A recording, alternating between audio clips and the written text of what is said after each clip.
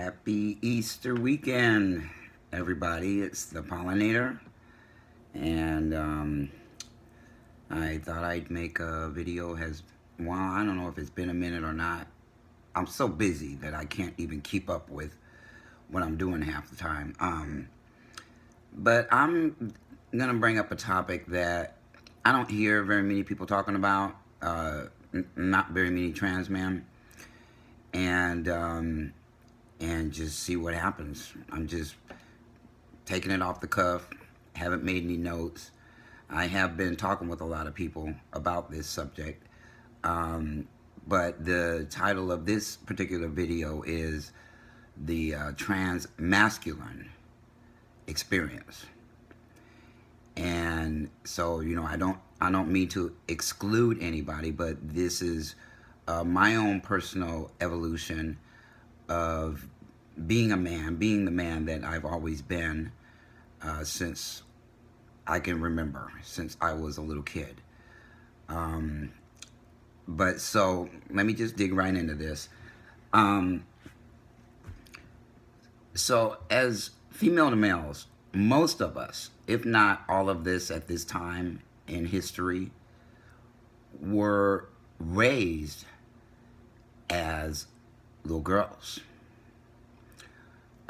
We were raised, and many of us lived our lives as women before we realized what was really going on inside.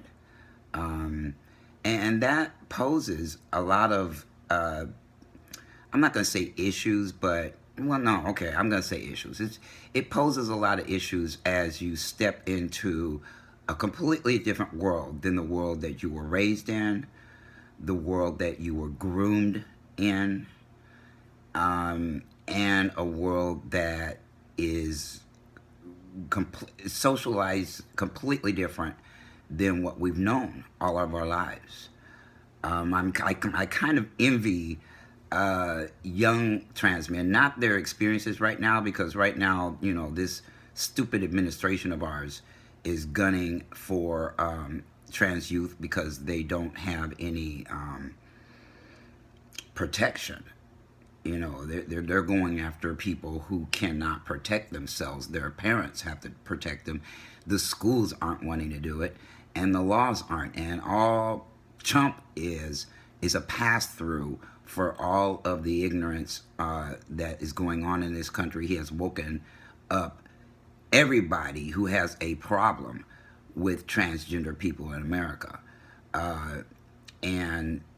So anyway, that's our trans youth are in trouble. But at the same time, they get an opportunity once we get through all this nonsense that's going on to live their adulthood in learning how to socialize as who they are.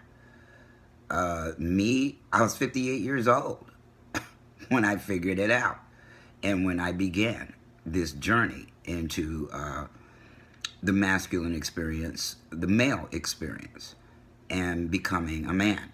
Nobody is born a man. They become men. And some of them don't even become men when they're my age. I call them man boys or boy men. They don't behave like men in their lives. They behave like overgrown boys.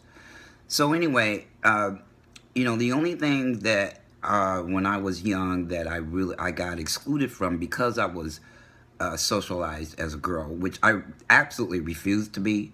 I mean, I was tomboy to the bone. I hung out with boys. It took me a long time to like girls, and even then I did not socialize with them. I chased them. I wanted, I snapped their bras. I did all the stuff that boys do when they're young. And but I was still socialized as a girl. When I had to attend public events on behalf of my father, I had to wear dresses and skirts, and I absolutely hated them. Every time they put one on me, I managed to somehow tear it up and get it dirty because I was busy climbing trees, playing football, sliding at the stadium in the back room where the players, children, and family got to hang out in. And I just couldn't stand dresses. But that was the only time I was really, that I can remember, that I was forced to be a girl. And maybe that was 10% of the time, if that. The other 90%, I was a boy. But was I socialized as one, and was I looked at like one, and was I given the self-esteem of one? No. I did all of that on my own, by hanging out with boys, even though I didn't get to hear the boy codes going on and the conversations going on with boys about girls, about life, about their dreams. I mean, even my dreams of what I wanted to become when I was an adult wasn't about girls at all. I wanted to be a pilot. I wanted to be an attorney, or I wanted to be a computer professional. And I became a computer professional. I couldn't be a lawyer because law is just not my thing. And I'm too compassionate and sensitive to either defend people who are guilty or lose defending somebody who is innocent. And on the flip side of that, to prosecute somebody who might be innocent and fail at prosecuting somebody who will be guilty. That would have drove me crazy. That was in the same line of work to me as being a psychiatrist or a therapist, where you hear people's problems all day long and you have to detach yourself. And a lot of therapists, they end up with therapists because they have lives too, and they're inundated with other people's problems all day long, and sometimes neglect their own. So anyway, being an attorney was out. And let me go back to being socialized as a girl. There are expectations in this country. Lots of expectations that are different for girls versus boys. The education system, teachers listened differently to girls versus boys. And as much as I wanted to, as much as I found myself in the closet in my dad's shoes, trying to walk in these big shoes, I wasn't part of that upbringing. I wasn't, they wanted me to socialize with girls, but I just didn't. I wasn't given the esteem that boys get all day long from their family members.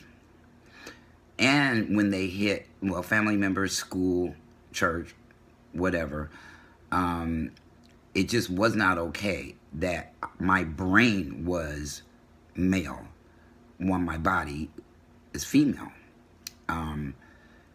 No way back in the 60s and the 70s did I know what to do with that or anybody else. Although I do have a family member who recently told me that they knew something was going on when I was young. They didn't know what it was, but they knew something was different about me, and even though I didn't even really understand what it was, I knew. So, I told my father recently that I observed him. Everything I know about being a man, I learned from him. I didn't learn how to shave. I can't stand to pee. I don't have one of those devices that you do that, which is not anything difficult. But, I didn't get to hear the locker room talk because I wasn't in the locker room. I wasn't part of that locker room. I was part of the girls' locker room. And I had to be real careful in there because I liked girls. I've always liked girls. So, I couldn't get too friendly with girls in the locker room. Anyway, let's fast forward to now. When I first started testosterone, I had no idea what was going to happen. I had no idea how I would feel, what would I be thinking. A year and a half later, I'm going on a year and 6 months on testosterone. I had no idea what was going to happen. And as time has gone on, my thoughts have changed. A lot of things have changed that I was not thinking, even a year ago. And it began to occur to me that most of us, female to males, we don't socialize together very well. We are learning what it means to be a man, what it means to be male. And again, I'm not talking about non-binaries. I'm talking about female to males. I know there's a lot of people under that umbrella that they will use that acronym or those initials to describe themselves, but I'm truly a female to male. I'm not female to nothing. I'm not female to female, if there is such a thing. I'm very much a male. I don't have the male genitalia, no. But in my brain, and all of our brains are wired differently than females. So, I find myself thinking about the way that men, the way that society sees men. Not only men, but black men. There are things that I have done recently that have been called to question because I was socialized as a woman, and so some of the things that I do are still coming from that place. For instance, the way guys hug is completely different than the way a man would hug a woman. Platonically, not in a sexual way, but just, the hugging is different. And I have hugged guys straight out of all the hugging that I got at Alcoholics Anonymous ad nauseum. Because both the men and the women in that program hug each other. And they don't do the one-arm, one-fisted hug. They give real hugs. And this is men and women. But see, that's a different platform. That's a safe place, a completely isolated place where it's okay to do that. But out here in the real world, the majority of the time, it is not okay to hug another man like that. They might think you're after them for something. And another thing is the way that women look at you as a man. The fear that is there if you're walking around them in public. It has occurred to me that, wow, whether they look at me and look in my eyes and see that I'm not a threat, I'm automatically a threat. Because I'm growing a beard and I look male. And it feels funny. So it takes some adjustment, getting used to. Another thing that I think about is as far as the female to males not socializing well together is because everything's changing inside. Inside is changing. Physically, physiologically, mentally, emotionally. Yet we're pulling our socialization as women into this too. So other things need to happen besides just being on testosterone. We, I'm on Facebook a lot because I mentor a lot of people, but I see it all the time, all the arguments and fights that go down that look like cat fights to me. And that, you know, the testosterone is making people even more aggressive and irritable, but they're aggressive and irritable not in a way that is like men socialize. It's like women. So I say all this to say that, you know, somewhere in this mix of a country and all the divisiveness that's going on, all of the angst that's going on, all of the hostility that exists within communities, including the transgender the community, the LGBTQ community, the black community, every community in this country that isn't white is kind of screwed. Whites too, you know, because they're part of, you know, they're being fought against by everybody as well. So if you're not a heterosexual cisgender white person, you're thrown into a world that you don't necessarily know how to navigate yet. We have to learn to navigate. We as men need to learn brotherhood in a way that we didn't learn when we were young. You know, we didn't learn it. I see it all the time. A lot of women that don't trust other women. They don't have cisgender women, sisterhood, the way that men do. And that's just an observation, because I'm not part of a large group or even minimal group of men, female to men, whether they be cisgender or transgender. I'm not part of that group yet. I'm trying to find one, and I'm trying to create that for myself, because I want to feel, I want to understand this process I'm going through. The thoughts are there, the feelings are there, but the expressions are still being evolved inside. And I want to be the best me that I can be. I don't want to just, you know, people say, you know, be who you are. You know what? Throughout your life, who you are changes.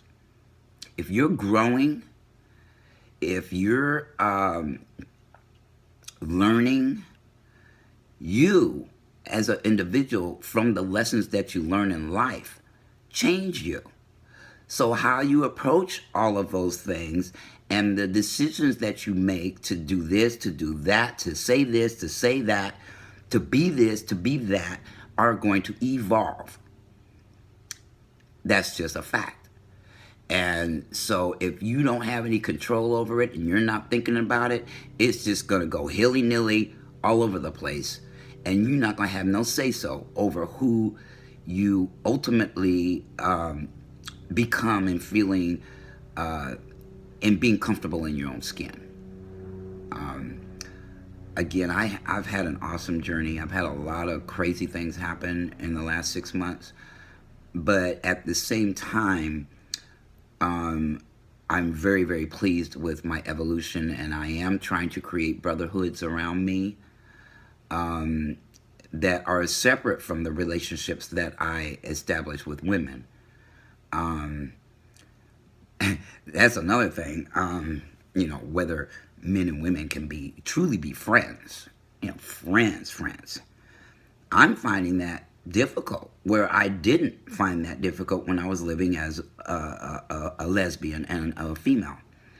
It was just the doors were different. And, you know, as I tried to become friends with women, I'm either attracted to them or they're attracted to me, and somehow that enters into the relationship, and it just never gets to platonic, like I can with guy friends.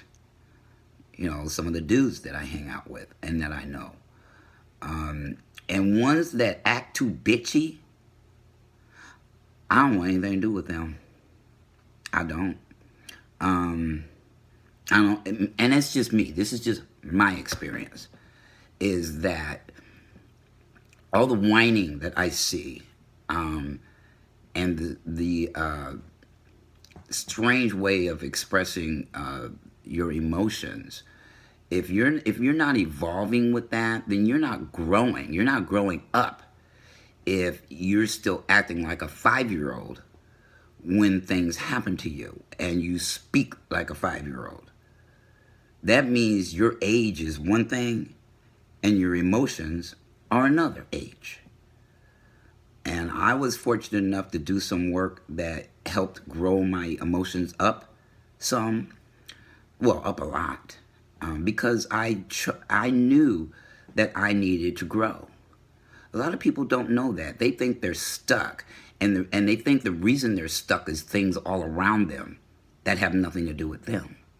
So they have no power. They have no power to change anything, because they don't take ownership at all in how they feel about the things that happen in their life. Oh, this video has gone way overboard. You know what? And I haven't even covered everything I wanted to, so maybe I'll make another video about this transmasculine experience and what it is to become a man when I'm almost 60 years old. So I have a lot to learn, and I want to have conversations with men that were born with male bodies. Just pick their brains, not ask them direct questions, but just pick their brains about what it is so that I can find my way on what would make me most happy with me. So I hope you have a blessed Sunday, Easter Sunday, if you celebrate that. And if not, have an awesome weekend. And Pollinator, we'll talk with you later. Peace.